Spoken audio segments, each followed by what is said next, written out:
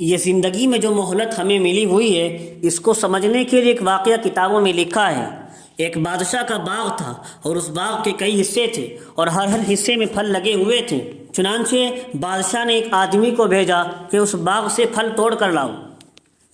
کوشش کرنا کہ تم اچھے پھل توڑ کر لانا، میں تم سے خوش ہوں گا، تمہیں انعام دوں گا، لیکن میری ایک شرط یہ ہے کہ جس حصے سے ایک مرتبہ گزر جاؤ گے اس میں تمہیں دوبارہ واپس آنے کی اجازت نہ ہوگی۔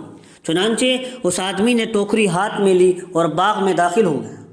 اس نے دیکھا کہ پہلے حصے میں بہت اچھے پھل لگے ہوئے تھے۔ دل میں خیال آیا یہاں سے پھل توڑ لوں، پھر سوچا کہ اگلے حصے میں دیکھ لیتا ہوں وہاں کیسے ہیں۔ جب اگلے حصے میں داخل ہوا تو دیکھا کہ وہاں بھی بہت اچھے پھل لگے ہوئے ہیں۔ دل میں خیال آیا کہ یہاں سے پھل توڑ لوں، پھر سوچا اس نے کہ اگلے حصے میں جا کر توڑ لوں گا، ہو سکتا ہے وہاں اور بہتر ہو۔ جب وہاں جا کر دیکھا تو اور بہتر پھل لگے ہوئے تھے۔ دل میں خیال آیا کہ یہاں سے پھل توڑ لوں، پھر سوچنے لگا نہیں، میں اپنی ٹوکری میں سب سے بہترین پھل لے کر جاؤں گا، اس لیے اگلے حصے میں دیکھ لیتا ہوں اور آگے کچھ اچھے سے مل جائیں۔ جب اگلے حصے میں گیا تو دیکھتا ہے کہ وہاں پر بہت ہی بہترین پھل لگے ہوئے ہیں۔ دل میں خیال آیا کہ یہاں سے پھل توڑ لوں، پھر سوچا اگلے حصے سے توڑ لوں گا، وہاں اور اچھے مل جائیں گے۔ جب آخری حصے میں داخل ہوا تو دیکھا کہ اس حصے کے درختوں پر پھل نہیں لگے ہوئے تھے۔ رونے کھڑا ہو گیا، کاش مجھے پتا ہوتا تو میں پہلے حصوں میں سے پھل توڑ لیتا، آج میری ٹوکری خالی تو نہ ہوتی۔ افسوس یہ ہوا کاش میں پہلے ہی حصوں میں سے پھل توڑ کر لے آتا، آگے آگے اچھے کے چکر میں آگے چلتا رہا، آج یہ میری ٹوکری خالی نہ ہوتی۔ واقعے سے علماء نے لکھا ہے انسان کو عبرت حاصل کرنی چاہیے۔ اے انسان، تیری زندگی کی مثال بھی ایسی ہی ہے۔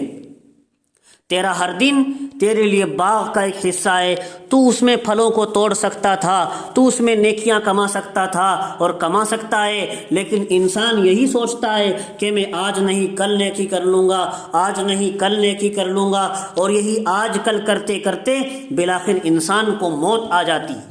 قرآن میں فرمایا الہاکم التکاثر، تم کو تو کثرت مال نے غفلت میں ڈال دیا ہے، تم نے تمہیں غفلت میں ڈال رکھا ہے۔ مال کی کثرت اور بڑھ جائے اور بڑھ جائے، اس کے پیچھے پڑا رہتا ہے، حتی زرتم المقابر، یہاں تک کہ تم قبرستان پہنچ جاتے۔ اسے اتنی مہلت بھی نہیں ملتی کہ اپنے گھر والوں کو کچھ وصیت کر دے۔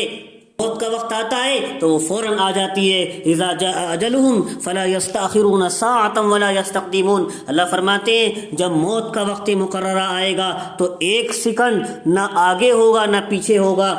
اگر پانی کا پیالہ ہاتھ میں ہو تو اتنی بھی توفیق نہیں ہوتی کہ وہ پانی کا پیالہ پی لے، حتیٰ کہ آدھا سانس اندر اور آدھا باہر رہ جاتا ہے اور وہیں اس کی روح کو قبض کر لیا جاتا ہے۔ اس میں تو فرمایا کن فی الدنیا کأنک غریب، دنیا میں ایسا رہ جیسا کہ ایک پردیسی پردیس میں رہتا ہے، او عابر سبیل، یا مسافر حالت سفر میں رہتا ہے۔ اسی پردیس میں بقدر ضرورت توشہ اپنے ساتھ رکھتا ہے، بس وہ اپنا مقصد تو کچھ اور سمجھتا ہے، اور مسافر بھی حالت سفر میں بقدر ضرورت سامان اپنے پاس رکھتا ہے، اس کا مقصد تو کچھ اور ہوتا ہے، کہیں اور جانا ہوتا ہے۔ تو اس دنیا کے مسافر کا بھی اصل مقصد آخرت ہے۔ سیدنا فاروق اعظم حضرت عمر رضی اللہ تعالیٰ عنہ کتنی بڑی شان والے صحابی ہیں، انہوں نے ایک آدمی کو اپنے ساتھ لگا رکھا تھا اور اس کو یہ کہہ رکھا تھا تم مجھے وقتاً فوقتاً موت کی یاد دلاتے رہنا۔ چنانچہ مختلف محفلوں میں وہ موت کا تذکرہ کرتے رہتے تھے، جو ان کے ساتھ رہتے تھے وہ موت کا تذکرہ کرتے رہتے تھے۔ ایک دن آپ نے انہیں فرمایا اب آپ کوئی دوسرا کام کر لیجیے۔ ایک دن حضرت عمر رضی اللہ تعالیٰ عنہ نے ساتھ رہنے والوں کو فرمایا اب آپ کوئی دوسرا کام کر لیجئے۔ کہنے لگے حضرت عمر رضی اللہ تعالیٰ عنہ کو کیا موت یاد دلانے کی ضرورت نہیں رہی؟ حضرت عمر رضی اللہ تعالیٰ عنہ نے اپنی ریش مبارک کی طرف اشارہ کیا، اپنی داڑھی کی طرف اشارہ کیا جس میں کچھ سفید بال آ گئے تھے۔ یہ سفید بال مجھے موت کی یاد دلانے کے لیے کافی ہیں، مجھے ان کو دیکھ کر موت کی یاد آتی رہے گی اور میں موت کی تیاری کرتا رہوں گا۔